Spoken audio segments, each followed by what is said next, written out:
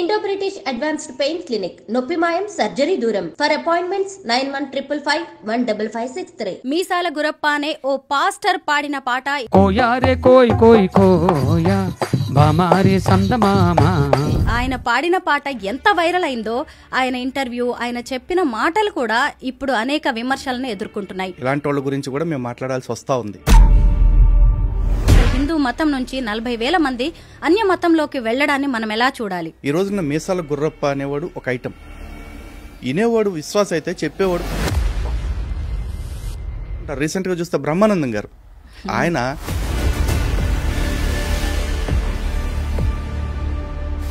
మరి హిందూ మతంలో ఉన్న పురాణాల సంగతి ఏంటి, ఇతిహాసాల సంగతి ఏంటి, మన ధర్మాన్ని ఎందుకు జీర్ణించుకోలేక ఇలాగా పక్క మతంలో వాక్యాలను విని వెళ్తున్నారంటారా? బ్రహ్మ ఎంత నీచుడు, ఎంత భయంకరుడో అర్థమైంది. అరే మీ దేవుళ్ళకి మీ దేవుళ్ళ తాన్నండి వెళ్ళి, ఒరే బ్రహ్మ ఇదేం పండ్రని అడగండి వెళ్ళి. రాముడికి తండ్రి భూతమా గుర్రమా? అంజనాదేవి భర్త ఎవరంటే కేసరి. వాయుపుత్రుడైనా సరే అలాగా శివుడి వీర్యం వల్ల రెండిట్లో ఎట్ట పుట్టినా సరే ఇది వ్యభిచారమే, ఇది అక్రమ సంబంధాల పుట్టిన పుట్టుక. వీళ్ళు ఎంత అరాచకంగా హిందూ దేవుళ్ళని నిత్యం దూషిస్తా ఉన్నారు. అసలు వీళ్ళకున్న అర్హతలేంటి? ఇప్పుడు అలాంటి క్వశ్చన్స్ బైబిల్లో మాకు బోల్డ్ ఉన్నాయండి. యేసు అనేవాడు ఎవరికి పుట్టాడు? ఇంతమందితో తిరిగి కనిందని చెప్పబడుతున్నా మరి యేసుకు చరిత్ర పెట్టుకుని యేసుని దేవుడు అనుకుంటున్నారు. ఈ పాస్టర్లందరూ కూడా ఆధ్యాత్మిక హంతకులు. ఏడుకొండలవాడు కొలువై ఉన్న తిరుమలలో కూడా అన్యమత ప్రచారం జరుగుతోంది. అక్కడికి వెళ్ళి కూడా హిందువులను మతం మార్చాలి అనే ఆలోచన ఎందుకు వస్తుంది వీళ్ళకి? అశుద్ధం తినే పందికి కూడా కొన్ని లిమిటేషన్స్ ఉంటాయి. పైకి వీళ్ళందరూ ఏం చెప్తారు? వ్యభిచారం చేయరాదు అంటాడు. వ్యభిచారం చేస్తున్న పాస్టర్ల లిస్ట్ ఎంత చూపిస్తాను.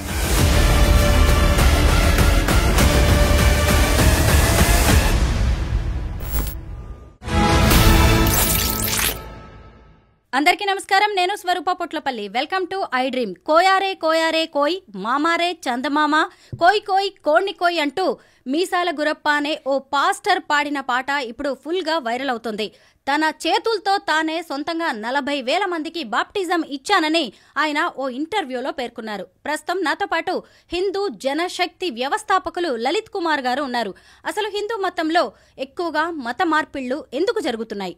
సనాతన ధర్మం పేరుతో అఘోరి లాంటి వాళ్లు ఎందుకు సీన్లోకి వస్తున్నారు?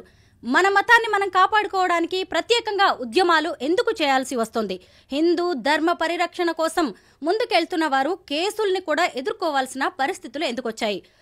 ప్రస్తుతం నాతో పాటు ఉన్న లలిత్ కుమార్ గారిని అడిగి అనేక విషయాలు తెలుసుకుందాం. నమస్తే లలిత్ గారు. నమస్కారం అండి.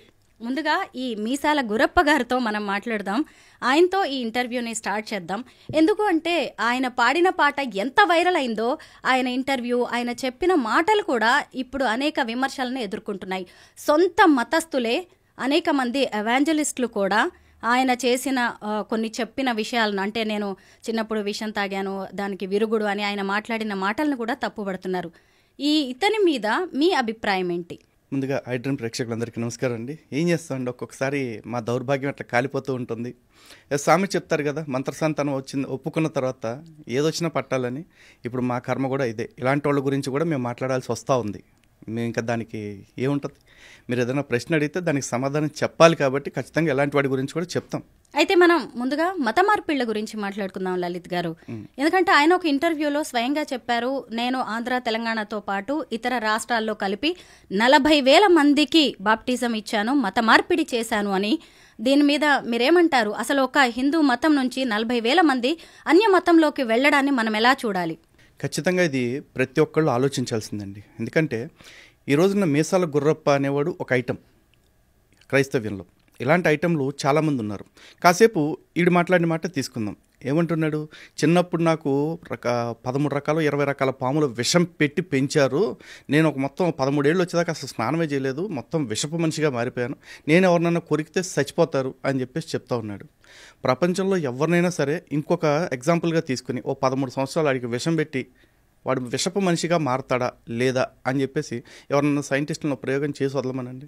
ఎందుకంటే క్రైస్తవుడికి ఎట్లాగో లాజిక్ అవసరంలా, వాడు మత ప్రచారం చేసుకోవటానికి, మత మార్పిడి చేసుకోవటానికి ఏ కట్టుకథైనా చెప్తాడు. ఇన్ఫ్యాక్ట్ పున్నమి నాగు స్టోరీ నాదే, చిరంజీవి గారిని పెట్టి తీశారని చెప్పి అన్నాడు. కానీ దాని మాతృక ఏంటి అంటే కన్నడ సినిమా. అది ఆ కన్నడలో వచ్చిన ఒరిజినల్ వర్షన్ని తెలుగు రైట్స్ కొనుక్కుని తెలుగులో మళ్ళీ రీమేక్ చేశారు ఆ రోజుల్లో. దాన్ని పట్టుకుని ఇది నా స్టోరీ అంటారు. అంటే ఈడెక్కడో భద్రాచలం అడవుల్లో ఉంటే కన్నడ వాళ్ళు వచ్చి వీడి మీద రీసెర్చ్ చేసి సినిమా తీస్తారు తెలుగు వాళ్ళ కంటే ముందు. ఆ తర్వాత తెలుగు వాళ్ళు రైట్స్ కొనుక్కుని తీశారు. ఎవరిని పిచ్చోని చేస్తారు? వినేవాడు విశ్వాస అయితే చెప్పేవాడు పాస్టర్ అని చెప్పి ఊరికి అనం మేము. ఇట్లాంటి కథలన్నీ చెప్తా ఉంటే నమ్మేవాళ్ళు వాళ్ళే నమ్మాలి. ఇక ఈరోజు నేను గుర్రప్ప ఏమంటున్నాడు, 13 సంవత్సరాల విషయంతో పెరిగి నేను వాళ్ళని కొరికితే చచ్చిపోతారు అని చెప్పి అంటున్నాడు. ఇంకొంతమంది పాస్టర్లు అయితే దారుణంగా చచ్చిపోయిన వాళ్ళని కళ్ళ ముందే బతికిస్తామని కట్టుకథలు చెప్తున్న వాళ్ళు బోల్డ్ మంది ఉన్నారు. ఇవన్నీ కట్టుకథలు రా అని మాలాంటి వాళ్ళు చెప్తా ఉంటే కూడా ఇంకా ఆ గొర్రెల్ని నమ్ముతున్న అమాయకులు చాలామంది ఉన్నారు. కాబట్టి అలాంటి వాళ్ళ మాటలు నమ్మి మోసపోతున్న వాళ్ళు, మతం మారుతున్న వాళ్ళకి కొదవేం లేదు. కానీ హిందువులే ఎందుకు ఎక్కువగా మతం మారుతున్నారు అని క్వశ్చన్ అడిగారు చూసారా? అది నిజంగా ఒక్కసారి మనం పునరాలోచన చేసుకోవాలండి. చరిత్ర చూడండి.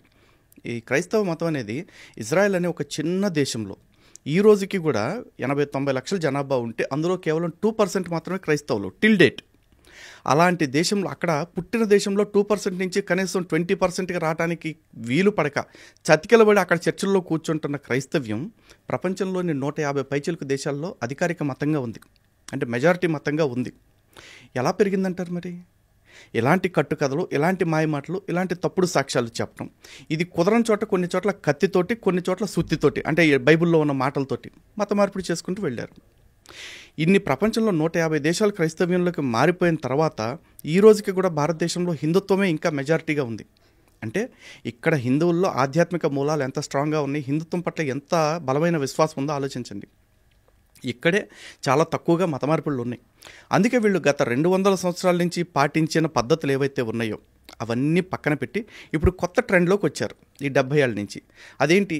ప్రభుత్వాలని, ప్రభుత్వాధినేతల్ని గుప్పెట్లో పెట్టుకొని, అది రాష్ట్రంలో కావచ్చు, కేంద్రంలో కావచ్చు, పెట్టుకొని పాఠ్యాంశాల ద్వారా హిందుత్వం పట్ల విషం కక్కేలా చేయటం. ఇంకా కొన్ని ప్రజా సంఘాల ముసుగులో ఉండే దగా సంఘాలు చాలా ఉన్నాయి. వాళ్ళు రకరకాల నినాదాలతో వస్తారు. ఒకడు చోటా భీమ్ అంటాడు, ఇంకోటి ఏదో మీమ్ అంటాడు. వస్తాడు, వచ్చి వాళ్ళు ఏం చేస్తారు, సనాతన ధర్మంలో కుల వివక్ష ఉంది, సనాతన ధర్మంలో స్త్రీల పట్ల వివక్ష ఉంది అని చెప్పేసి మాట్లాడతాడు. దీనికి కొన్నిసార్లు మన సెలబ్రిటీలు కూడా బలైపోతూ ఉంటారు. రీసెంట్గా చూస్తే బ్రహ్మానందం గారు, ఆయన హిందువుగా ఉండి హిందువుగా జీవిస్తూ ఆయన కూడా ఏమన్నారు, మనుధర్మశాస్త్రం ఆడవాళ్ళని అణిచేసింది, ఆడవాళ్ళకి ఆంక్షలు పెట్టేసింది, వేదంలో ఆడవాళ్ళకి చాలా వ్యతిరేకంగా ఉన్నాయని చెప్పేసి అన్నారు. ఏం వ్యతిరేకంగా ఉన్నాయండి? ఈ దేశంలో ఏ దేవుడి పేరు చెప్పాలన్నా గౌరీశంకర్లు అంటారు, లక్ష్మీనారాయణలు అంటారు, సీతారాములు అంటారు, సిద్ధి బుద్ధి సమేత శ్రీ విఘ్నేశ్వరుడు అంటారు, వల్లి దేవసేన సమేత సుబ్రహ్మణ్యేశ్వర స్వామి అంటారు. కానీ ఎక్కడ మగోడి పేరు ముందు చెప్పుకోరు. అలాగే ఆదిశక్తి అంటే మొట్టమొదటి శక్తి ఎవరు అంటే అమ్మవారని చెప్తారు. ఇదే దేశంలో ఎంతోమంది వేద పండితులు ఉన్నారు, ఆడవాళ్ళు, గార్గి, మైత్రేయి, అరుంధతి, ఇట్లాంటి వాళ్ళందరూ కూడా. ఇంకా సీత, సావిత్రి, అనసూయ ఇట్లాంటి పతివ్రతల గురించి కూడా చెప్తారు కదా. క్రైస్తవ్యంలో ఒక 10 మంది లిస్టు చెప్పమనండి, పతివ్రతలు అంటే ఎవరంటారు? చెప్పగలరా వీళ్ళు? చెప్పలేరు. కానీ అదే మరి ఇస్లాంలోకి వచ్చేప్పటికి డైరెక్ట్గా ఆడవాళ్ళని బుర్ఖా వేసుకోకుండా బయటికే రావద్దంటారు. ఇది వాళ్ళకి వివక్షలాగా అనిపించదు, అణచివేతలాగా అనిపించదు. ఆడవాళ్ళు పెద్ద పెద్ద ఉద్యోగాలు చేయాల్సిన అవసరం లేదు, బయట వ్యాపారాలు చేయడానికి వీల్లేదని మాట్లాడతారు కొన్ని చోట్ల. ఇది వాళ్ళకి కనపడదు వివక్షలాగా. కానీ హిందుత్వంలో స్త్రీకి ఎంత ఉన్నతమైన స్థానం ఇస్తే హిందువుల గురించి ఎందుకు ఇంత తప్పుగా మాట్లాడతారు? అలాగే హిందువులు పాటించే ప్రతి విశ్వాసాన్ని అవమానిస్తారు. ఉదాహరణకి మనం గోవుని తల్లిగా భావిస్తాం. వీళ్ళు వచ్చేసి ఒరే ఒక జంతువు నీకు తల్లి అట్ట ఇద్దరా అంటారు. సరే, జంతువు నాకు తల్లి అవుతుందా అవదా సెకండరీ, కానీ నేను దాన్ని తల్లి అనుకోవటం వల్ల ప్రపంచానికి వచ్చే నష్టం లేదుగా. ఇన్ఫ్యాక్ట్ కొన్ని మూగజీవాల ప్రాణం నిలబడద్దు తప్ప. కానీ గోవుని కాదు ప్రతి జీవిని కోసుకు తినండి అని చెప్పే మతాలు మాత్రం వీళ్ళకి శాంతి మతాల్లా కనిపిస్తాయి. అలాగే కుల వివక్ష గురించి మాట్లాడతారు. ఇక్కడ కుల వివక్ష లేదు నిజానికి. వర్ణాశ్రమ ధర్మాలు చెప్పారు. బ్రాహ్మణులు ఈ పని, క్షత్రియులు ఈ పని, వైశ్యులు ఈ పని, శూద్రులు ఈ పని చేయాలని చెప్పేసి చెప్పారు. వృత్తి మాత్రమే విభజన అయింది. కానీ దీన్ని చాలా చండాలంగా అసలు ప్రమాదకరమైన దానిలాగా మాట్లాడుతూ ఉంటారు. అదే బైబిల్లో ఖురాన్లో చూస్తే బానిస స్త్రీలు అనే పదం కనపడుతుంది, బానిస పురుషులు అనే పదం కనపడుతూ ఉంటుంది. ఖురాన్లో అయితే ఒక స్త్రీ నీకు ఎంతగా నచ్చినప్పటికీ ఆమె అల్లాను నమ్మి విశ్వసించినంత వరకు ఆమె కంటే విశ్వాసురాలైన ఒక బానిస స్త్రీ ఎంతో మేలైనది అంటాడు. అసలు ఈ బానిస స్త్రీలు అనే కాన్సెప్ట్ ఎందుకు వచ్చింది? మరి ఎవడన్నా అడుగుతాడా నీ మత గ్రంథంలో బానిస స్త్రీ అని ఎందుకు ఉంది అని?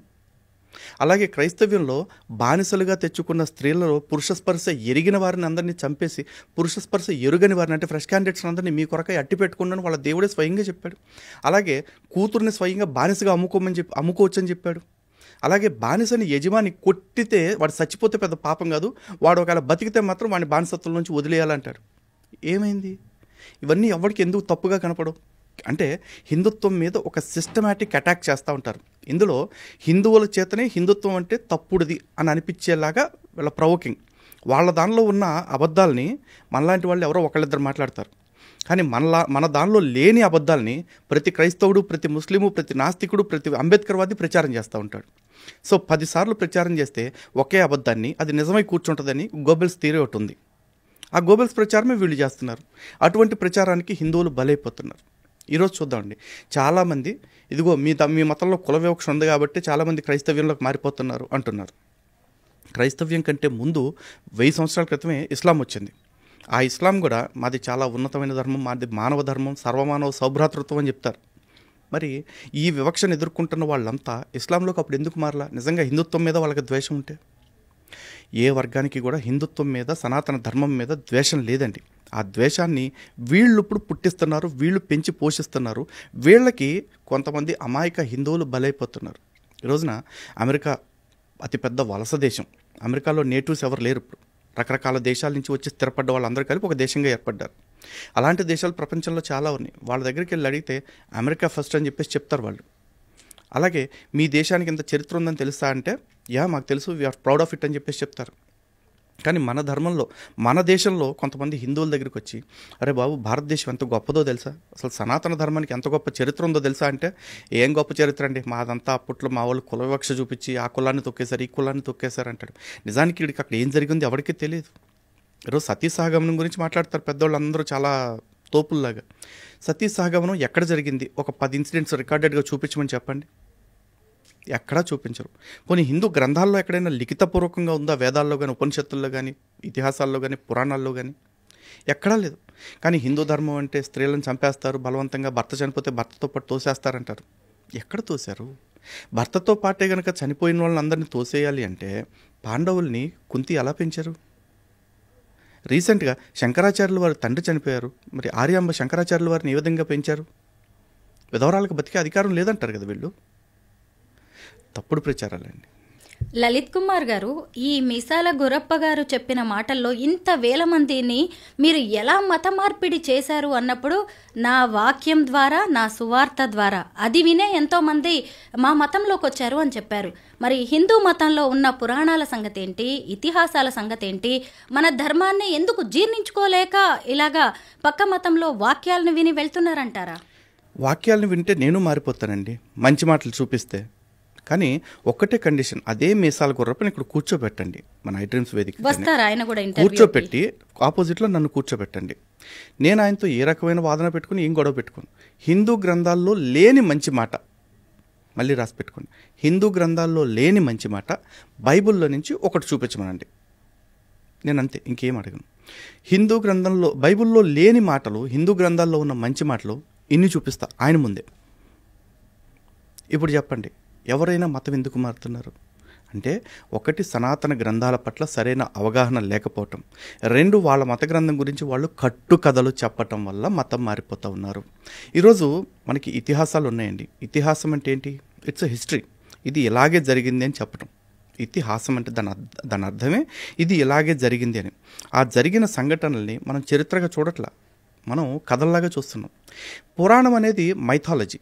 పురాణం అంటే ఇది యథాతథంగా జరిగింది అని కాదు. అలా జరుగుంటే పురాణానికి కూడా ఇతిహాసం అనే పేరు పెట్టేవాళ్ళు. కానీ పురాణం యొక్క లక్ష్యం ఏంటి అంటే, పురాణం ద్వారా వేదంలో చెప్పబడ్డ విలువలు ఏవైతే ఉన్నాయో వాటిల్ని కథారూపంలో చెప్పారు. శంకరాచార్యులు వారు చెప్పారు, కథారూపేణ మహతాం పురుషార్థ ప్రవర్తకం అని చెప్పేసి. వేదం చెప్పిన చతుర్విధ పురుషార్థాలను సాధించాలి అనే లక్ష్యాల్ని కథల రూపంలో అర్థమయ్యేలాగా చెప్పాలనుకున్నారు. కానీ ఈ పురాణంలో చెప్పిన కథల్ని మనం నిజమని నమ్ముతున్నాం. అంటే ఆ పౌరాణిక కథల్లో నిజంగా బ్రహ్మదేవుడు సరస్వతితో కాపురం చేయటం, లేకపోతే శివుడు పార్వతీదేవితో 100 దివ్య సంవత్సరాలు రమించటం, లేకపోతే బృంద తులసిని విష్ణుమూర్తి అత్యాచారం చేశాడంటాం. ఇలా జరగని కథల్ని, అంటే దాని వెనకాల ఉన్న తత్వాన్ని అర్థం చేసుకోకుండా ఆ కథ రూపంలో చెప్పిన తత్వాన్ని మనం నిజమని నమ్ముతున్నాం. ఏది నిజమని నమ్మాలో రాముడిని కృష్ణుడిని అది నమ్మం. ఏది నిజం కాదో మనకి విలువలు నేర్పడం కోసం దేవుళ్ళ పేర్లతో కథ రూపంలో చెప్పారో దాన్ని నిజమని ప్రచారం చేస్తూ ఉంటారు, మనం నమ్ముతూ ఉంటాం. దీని కారణంగా ఎక్కువ మంది అమాయక హిందువులు మోసపోతూ ఉన్నారు. సో ఈ వ్యత్యాసాన్ని వాళ్ళకి అర్థమయ్యేలాగా చెప్పటానికి ఒక వ్యవస్థ ఏర్పడాలి.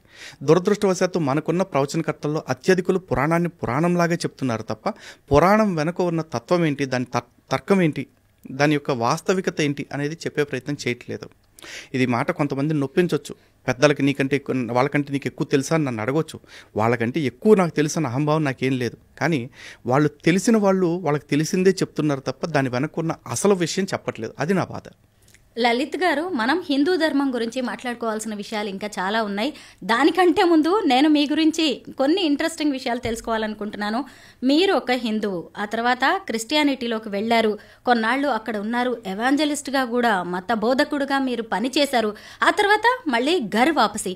మీ జీవితంలోనే ఇంత జరిగింది మతానికి సంబంధించి. ఎందుకు మీరు ఇలాంటి స్టెప్స్ తీసుకోవాల్సి వచ్చింది? మీ జీవితంలో ఇన్ని మత మలుపులు ఎందుకున్నాయి?